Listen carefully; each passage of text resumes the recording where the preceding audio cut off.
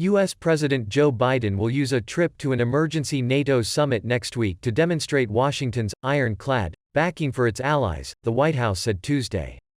Biden will also attend an EU summit in Brussels to discuss Russia's invasion of Ukraine and Western efforts to impose economic costs on Russia and provide humanitarian support to those affected by the violence, Press Secretary Jen Psaki told reporters.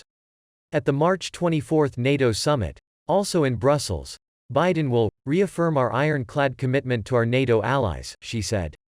Psaki did not rule out Biden adding stops to his European trip, amid speculation that he could meet with some of the 3 million refugees who have now fled Ukraine.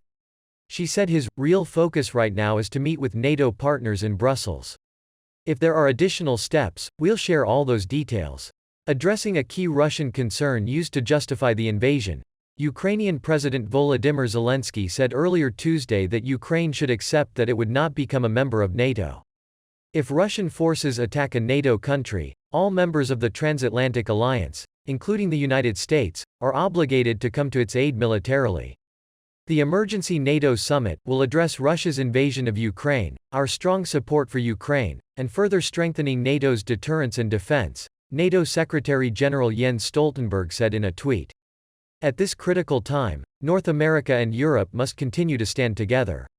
Stoltenberg also said Tuesday that NATO was worried Russia is gearing up to carry out a chemical attack in Ukraine. We are concerned that Moscow could stage a false flag operation possibly including chemical weapons, the NATO chief told reporters, citing absurd claims from Russia that Ukraine possesses biological weapons labs. NATO, he said, remains very vigilant on that risk and stressed that Russia would have a high price to pay if it carried out such a violation of international law. A meeting on Wednesday of NATO defense ministers, Stoltenberg said, would cover concrete measures to reinforce our security and adapt to the changed threat arising from Russia's senseless war.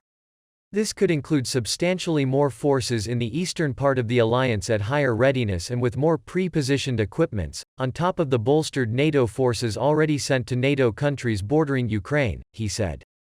On Tuesday, in the highest-level EU delegation to go to Kyiv since the war began, the leaders of Poland, the Czech Republic and Slovenia traveled to the besieged capital in a sign of support for Ukraine.